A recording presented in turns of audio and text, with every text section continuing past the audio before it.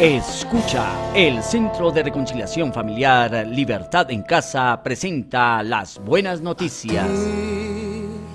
El Alfa y Omega, el principio y el fin, y el gran yo soy, me rindo a ti, el Todopoderoso, el que es y quién será, y el gran yo soy, me rindo.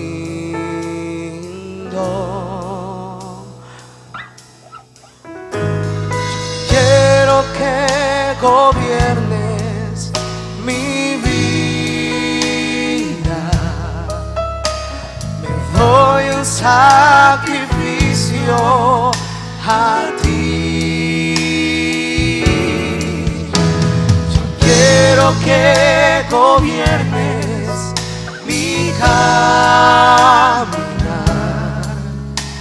que siempre viva en tu voluntad.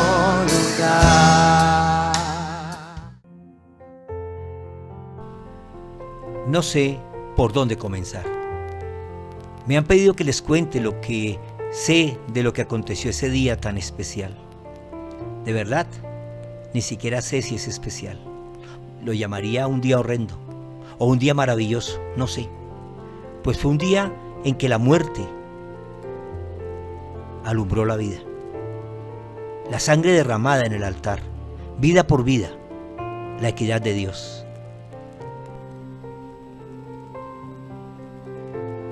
Vengo de una provincia al norte de África, en la actual Libia. Por esos días vivíamos mi papá, mi mamá, mi hermano y yo. Son pocas las veces que íbamos a Jerusalén, pues la verdad, esa ciudad llena de ritos y religiosos era muy intimidante para personas como nosotros. Pero se acercaba la Pascua y fuimos mi padre, mi hermano y yo a tratar de hacer un poco de comercio, pues los productos del campo se venden bien cuando hay tanta gente. Ese día vimos el tumulto de gente y cómo los prisioneros recibían latigazos y eran obligados a cargar su propia cruz.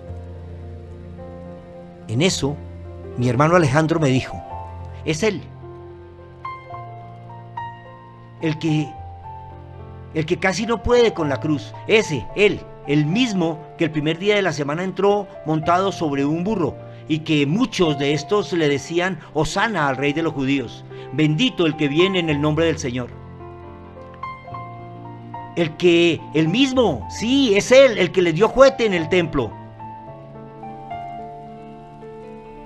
Entonces nos acercamos para lograr verlo más detalladamente. En ese momento, los soldados romanos tomaron a mi papá y lo empujaron y le dijeron que cargara ese madero porque el reo no tenía ya fuerzas. Había perdido la sangre. La mayoría de su sangre se había derramado por gotas, gota a gota, que emanaban de cada poro de su cuerpo. No había nada bueno en su piel, solo sangre revuelta con agua y barro. Sus pómulos todos hinchados, sus ojos extraviados de tantos golpes y sus sienes inflamadas por las espinas que coronaban su cabeza.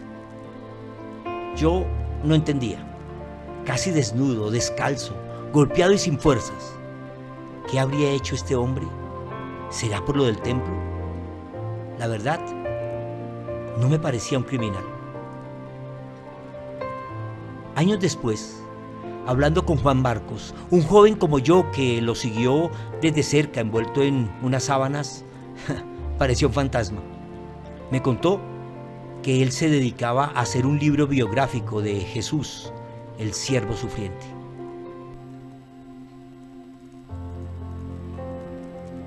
Él me contó parte de la historia que yo iba recordando ese día mientras mi papá caminaba al lado de Jesús, cargando sobre sus hombros el madero en el que lo sacrificaron por él, por mí, por ti y por muchos.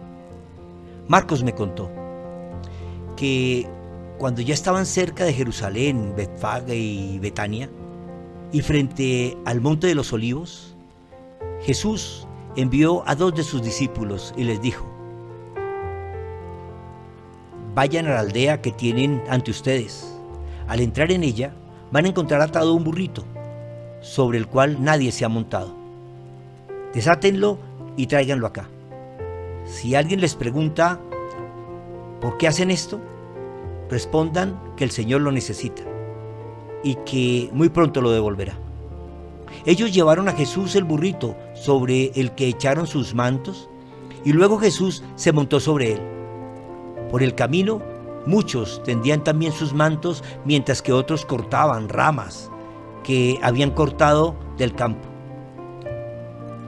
Tanto los que iban delante como los que iban detrás gritaban: ¡Hosana! Bendito el que viene en el nombre del Señor. Bendito el reino venidero de nuestro padre David. Hosana en las alturas.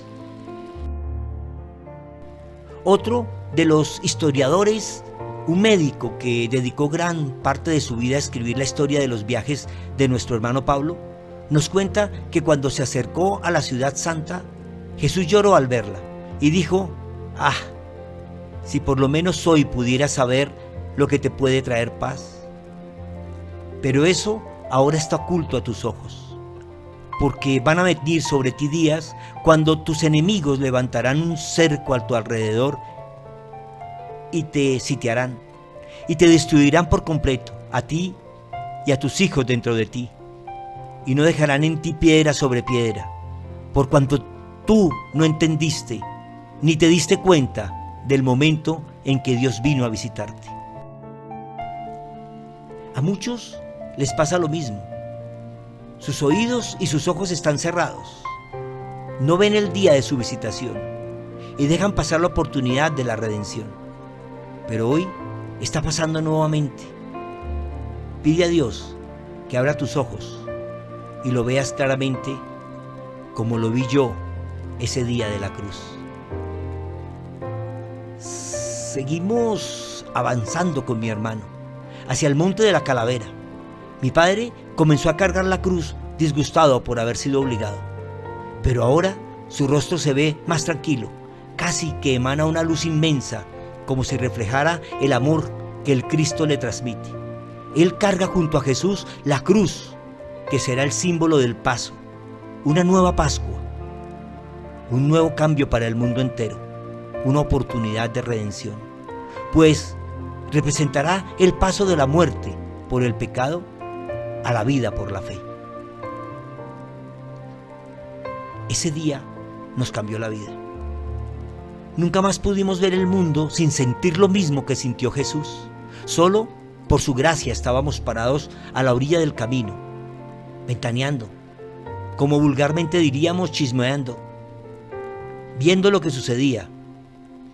Pero nos estrellamos literalmente contra esa cruz. Mi padre Simón jamás pudo ser el mismo. Mi hermano Alejandro, mi madre y yo, Rufo de Cirene, nunca pudimos sacarnos esa imagen y recuerdo. Cómo un día lo recibieron con palmas y ramos y alabanzas, y unos días después lo castigaron con látigos, lo coronaron con espinas, lo desnudaron, lo avergonzaron, se burlaron de él y lo crucificaron. Pues aunque los romanos dieron la orden, fueron los mismos que lo proclamaron rey los que lo entregaron. Le doy gracias a mi hermano Marcos porque nos dedicó un versículo en su historia. En su libro, él escribió: a uno que volvía del campo y que pasaba por allí lo obligaron a llevar la cruz. Ese hombre se llama Simón de Cirene. Era padre de Alejandro y de Rufo. Marcos 15:21. Dirás, ¿por qué él nos menciona y no solo a Simón mi padre, que fue quien como actor de reparto estuvo junto al autor de la historia de la humanidad y el autor principal cargando el madero que muchos veneran, otros adoran, pero pocos reconocen como el arma homicida del Mesías? Te diré que si un día te estrellas de frente real y verdaderamente contra la cruz, entenderás que esa era el arma, el cadalso, la silla eléctrica o cualquier otro instrumento con el que te cobrarían cada uno de tus pecados.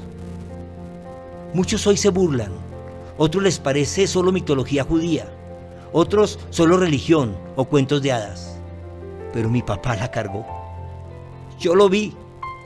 Desde ese momento no me quedé quieto. Me hice un discípulo más. Me uní a estos locos que transforman el mundo. Por eso, Alejandro y yo hicimos parte de los viajes de nuestro amado apóstol Pablo, de Pedro, nuestro guía, de Felipe, nuestro pastor. Todos en familia, desde ese encuentro con la cruz, nos crucificamos con él.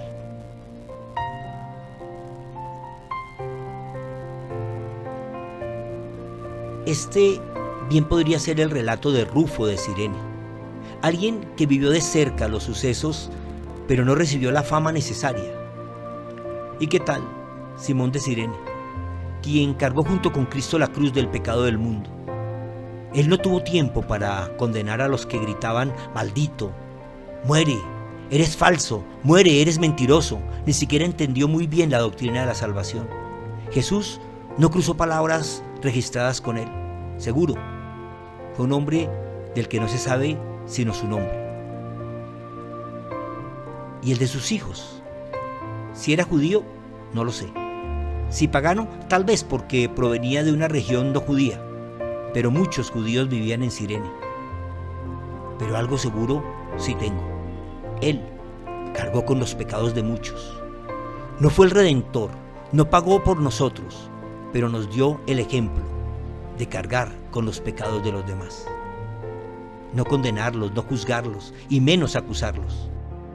Amados hermanos, si otro creyente está dominado por algún pecado, ustedes, que son espirituales, deberían ayudarlo a volver al camino recto con ternura y humildad.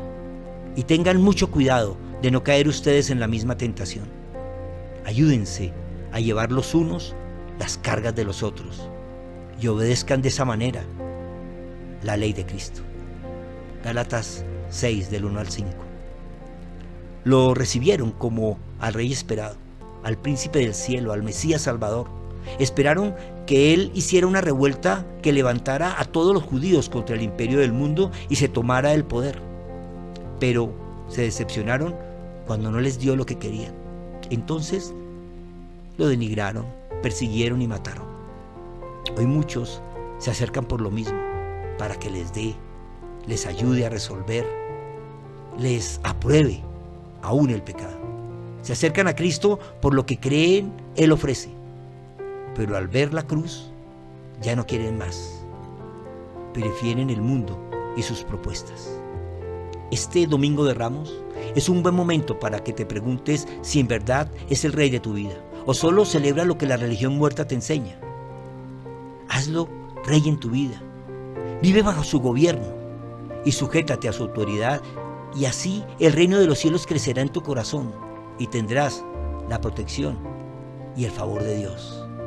Y además te asegurarás la vida eterna. Ora conmigo. Señor, hoy entiendo lo que significa esta fecha. Conmemoramos tu llegada a nuestra vida, con palmas de alabanza y con hosanas en las alturas al que viene en el nombre de Dios. Hoy nos sujetamos a ti como Rey y declaramos nuestro deseo sincero de obedecer las leyes de tu reino y de tu amor. Hoy tomamos también nuestra cruz para depositar en ella el egoísmo, la religiosidad y la mentira que enredan nuestra manera de vivir, y nos colocamos a tus pies para recibir la nueva vida que nos hace libres de pecado y de maldad. Gracias por la cruz, Señor, y por la redención. Maranata. Comparte. Alguien que conoces necesita escuchar. Quiero que gobiernes mi vida.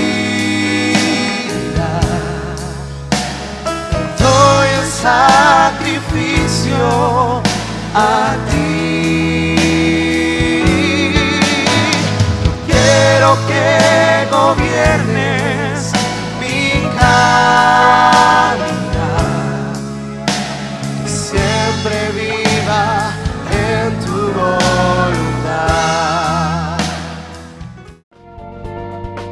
Sábado 7 p.m.